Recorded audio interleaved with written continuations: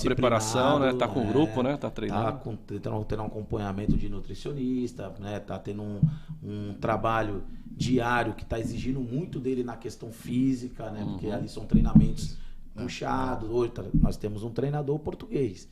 Todos sabem aqui, né? Metodologia europeia, os portugueses no futebol brasileiro. Acabamos de ter agora mais um título brasileiro e um título da Libertadores conquistado por um português. Sem dúvida. E a principal característica do português é justamente a parte que ele é muito exigente. Ele cobra bastante, ele é muito exigente. Então você imagina, o Isaac está sendo cobrado por um treinador português, mano. E é um garoto ainda, né? Para ter um desempenho, né? E ele está vivendo uma rotina de clube que é algo que ele não vivia antes.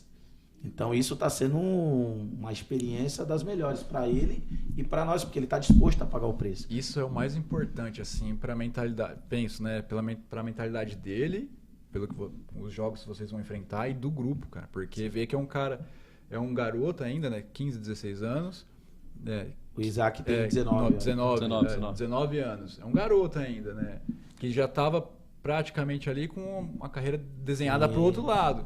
E aí ele se dedicando, eu acho que fortalece o sonho dos outros que querem estar lá. E como que os outros estão assim, se dedicando mais? Então, assim, a partir do momento que eles veem que o Isaac é um cara que praticamente já tinha ali um segmento conquistado, né?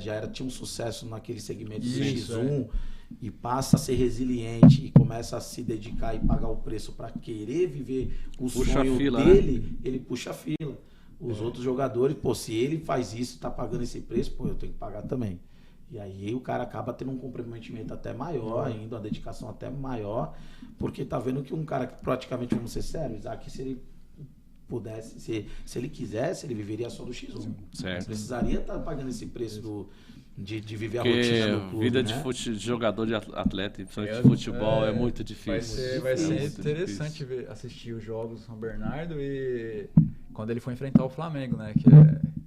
Que é o clube do... Assim, agora não é mais o clube do coração, agora o clube do coração é o Cachorrão, inclusive tá aqui. Mas vai ser interessante de acompanhar. Tá chegando... A emoção fala.